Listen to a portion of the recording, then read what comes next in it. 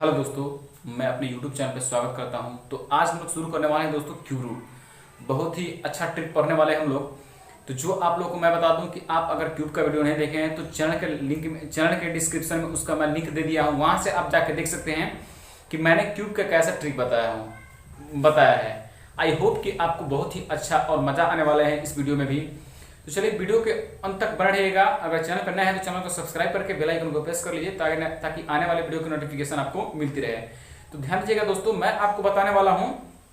अगर आपको ये चीज समझ में आ जाती है तो आप प्लीज लाइक का बटन दबा करके आप बता सकते हैं कि हमको ये समझ में आ चुकी है। मैं आपको समझ जाऊंगा कि आप अगर लाइक का बटन दबाइएगा तो मैं समझ जाऊंगा कि आपको ये बिल्कुल अच्छी तरह से समझ में आ चुकी है। अगर फिर भी समझाने के बाद में अगर कोई आपको डाउट है तो आप हमें कमेंट कर सकते हैं।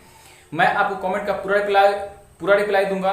तो चलिए वीडियो को शुरू करते हैं। थोड़ा सा कंसेप्ट है, वो कंसेप्ट आप जान लीजिए बस। बहुत ही अच्छे तरीके से हम लोग इसको खेल जाएंगे इससे, ठीक है। तो चलिए शुरू करते हैं। ध्यान से देखिएगा यहाँ पे दोस्तों, ये क्यूब रूट का हिंदी होता है घनमूल, जिसको हम लोग घनमूल बोलते हैं, ठीक है।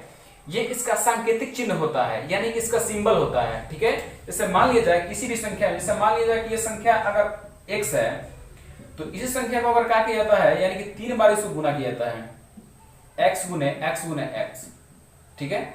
लेट सपोज यहां पे अगर 3 का जो पेयर बनता है उसको एक पेयर में निकाला जाता है, यानी कि जो इस 3 से पेयर बनती है वो संख्याएं एक बार निकलती है। तो कितनी बार निकलती है तो दोस्तों मैं बता दूं कि एक बार वो संख्या निकलती है, ठीक है। अगर मान लिया जाए कि इस x के जगह पर मैं 6 दे दूं, 6 तो 6 गुने 6 ये 3 गो आ गई। तो 3 के बदले में हमारी किस को 6 निकल जाएगी, तो 1 6 हमारी निकल जाएगी, ठीक है। तो यही कंसेप्ट को मैं बताने वाला हूं। आप उस पर प्लीज अभी ध्यान मत दीजिएगा, केवल कंसेप्ट को पहले समझिए, उसके बाद उस पर हम लोग चलेंगे, ठीक है। मैं सब आपको पूरा डिटेल से बताने वाला हूं। तो चलिए देखते हैं आगे।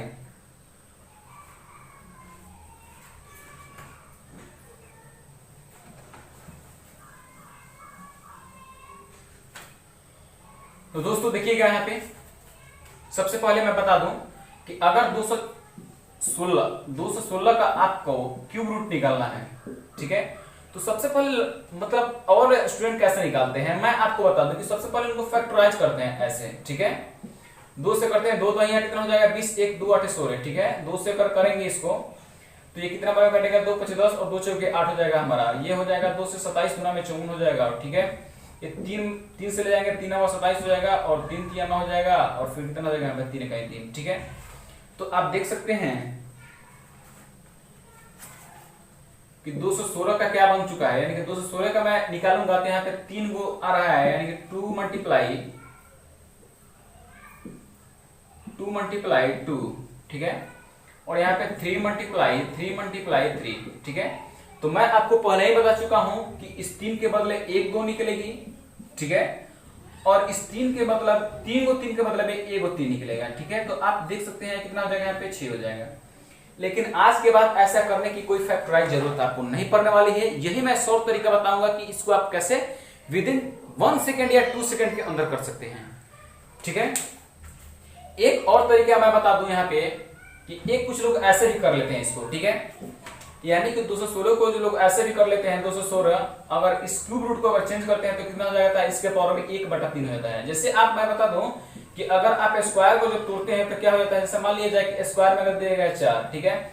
तो 4 के पावर में 1/2 कर लेता है, यानी कि इसके बदले में, ठीक है, हम लोग ऐसे कर देते हैं। अगर यहाँ पे 5 रहता तो इतना के पावर में 1/5 हो जाता, ठीक है। तो ध्यान देंगे हम लोग। तो 6 को हम लोग अगर 216 को अगर तोड़ते हैं तो 6 के पावर में हम लोग लिख सकते हैं क्या, 3, बिल्कुल लिख सकते हैं भैया। और इसको लिख सकते हैं 1/3। तो 3 से 3 हमारी कट जाती है, तो बचती जो संख्या हमारी क्या हो जाती है, ये क्यूब रूट हमारी निकल जाती है, ठीक है। एक तरीका कुछ ऐसे भी स्टूडेंट लोग करते हैं, लेकिन आज ये सब करने की जरूरत नहीं पड़ेगी। आज से हम लोग बेस्ट तरीका सीखने वाले हैं। तो चलिए बताते हैं उसको।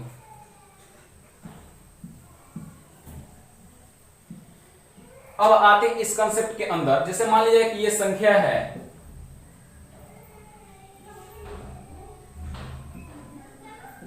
और ये इसका क्यूब नंबर है, यानी कि घन संख्या है, ठीक है।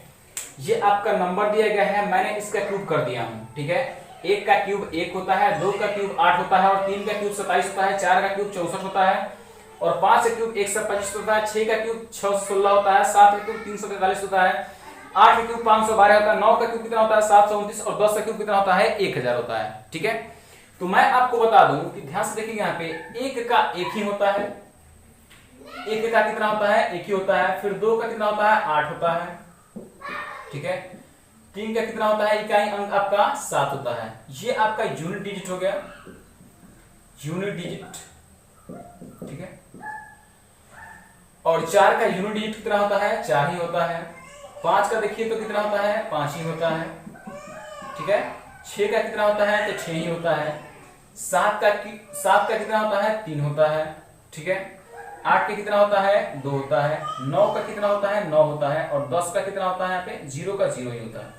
ठीक है, तो लेट्स आपको ये याद करना पड़ेगा कि कोई रटन विद्या नहीं है। आप देख सकते हैं जो आपके सामने मैं लिखा हूं वो कोई जादू करके नहीं लिखा हूं, बशर्ते कि इसका क्यों लिखा हूं यहाँ पे। ठीक है, तो आप देख सकते हैं 1 का 1 ही होता है, 2 का 8 होता है। आपको याद कौन कौन से करने पड़ेंगे, एक तो ये याद करना पड़ेगा, और एक तो ये याद करना पड़ेगा, और ये एक याद करना पड़ेगा, यानी कि ये दोनों उल्टा ही है।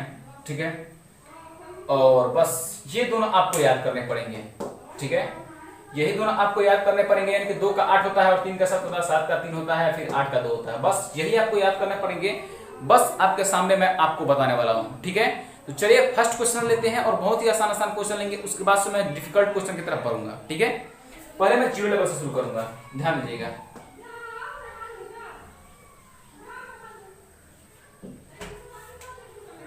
जैसे मैं ले लेता हूं एक संख्या को, जैसे मान लीजिए कि 2197 एक संख्या ले लेता हूं। ठीक है, 2197 को मैं संख्या लेता हूं, तो सबसे पहले क्या करना है, इसमें 3 का पेयर बनाना है। ध्यान से देखिएगा दोस्तों, बहुत ही आसान है ये, बहुत ही आसान, एक बार केवल समझ लीजिए, उसके बाद से आपको क्यूब रूट में कभी जिंदगी में दिक्कत आ जाए तो आप हमसे बता दीजिएगा। ठीक है, तो ध्यान दीजिएगा यहाँ पे सबसे पहले इसका इकाई अंक चेक करिए। इकाई अंक क्या होगा यहाँ पे 3, सॉरी इकाई अंक यहाँ पे क्या है 7 है, तो 7 को आप देख सकते हैं कि क्या हो जाएगा यहाँ पे 3 हो जाएगा। ठीक है, 7 का कितना हो जाएगा यहाँ पे 3 हो जाएगा। अब 3 अंक को छोड़ देंगे, यहाँ पे 3 अंक से हमको कोई मतलब नहीं रहा।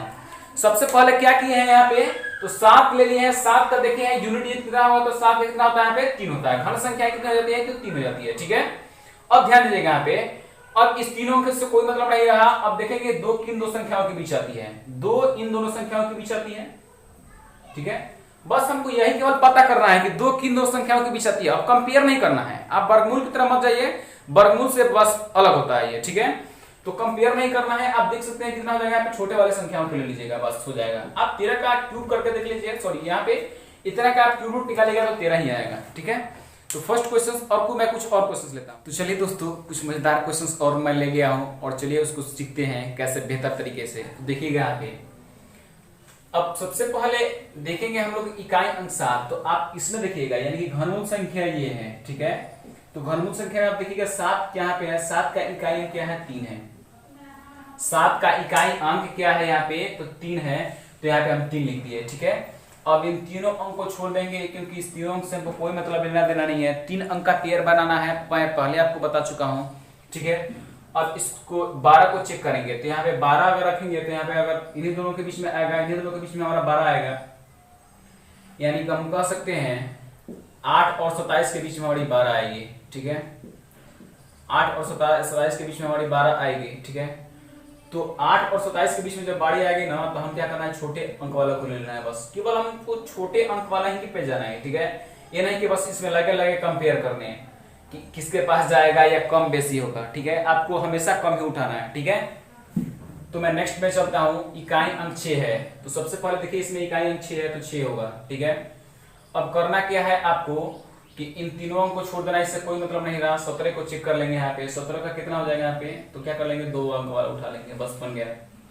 बहुत ही आसान है ये मेथड आप उपयोग कीजिए, कोई भी क्वेश्चन आपसे विद इन सेकेंड बन जाएगा।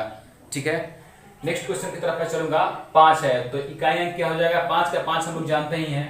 अब इन तीनों संख्याओं को छोड़ देंगे, 91 को चेक करेंगे, तो 91 इन दो संख्याओं के बीच आती है, तो क्या करेंगे हमको 4 को ले लेंगे। ठीक है, आगे बढ़ जाते हैं हम लोग। ध्यान दीजिएगा यहाँ पे इकाई अंक 2 है, इकाई अंक 2 किसमें है तो यहाँ पे है, इसका कितना इकाई अंक है तो 8 है, तो 8 को ले लीजिए। ठीक है, अब इन तीनों अंक को छोड़ दीजिए। अब 4 से 74 किन दो संख्याओं के बीच आएगी, तो इन्हीं दोनों संख्याओं के बीच आएगी 4 से 74, तो 7 को उठा लेंगे। बस आसान है ये, ठीक है। इतना आसान आज आप लोग नहीं सीखे होंगे मैं जितना बता रहा हूँ, ठीक है। चलिएगा नेक्स्ट में बढ़ते हैं हम लोग। 2 है, इसका भी देख रहे हैं कि 2 है तो 8 ही होगा पहले इकाई अंक। अब इन दोनों तीनों संख्याओं को छोड़ना है, 941 को चेक करना है, तो 941 इन दोनों संख्याओं के बीच आती है, ठीक है। अब क्या करना है, सबसे कम वाला उठा लेना है, यहाँ पे रख दीजिए, बहुत ही आसान है ये। उसके बाद से 8 का देखिए तो यहाँ पे क्या है 8 का इकाई अंक यहाँ पे 2 है, ठीक है। अब इन तीनों संख्याओं से हमको कोई मतलब नहीं रहा। अब 1061 यहाँ पे आएगा। 1061 किन दो संख्याओं के बीच आती है, तो 1000 और 1331 के बीच हमारी आती है, तो ठीक है। तो छोटा वाला उठा लेंगे हम लोग, ठीक है। तो आई होप दोस्तों कि आपको ये समझ में आ चुका होगा। अगर नहीं आया हो तो आप इसको वीडियो को फिर से आप रिपीट करके इसको फिर से देख सकते हैं। आई होप उसके बाद दूसरे बार देखने के बाद आपको बिल्कुल अच्छी तरह से समझ में आ जाएगी। अगर अच्छा लगा हो तो प्लीज़ कमेंट करके बताइएगा कि आपको ये वीडियो कैसी लगी है। अगर नए हैं तो चैनल को सब्सक्राइब कर लीजिए। मिलते हैं नेक्स्ट वीडियो में नेक्स्ट अपडेट के साथ। तब तक के लिए बाय।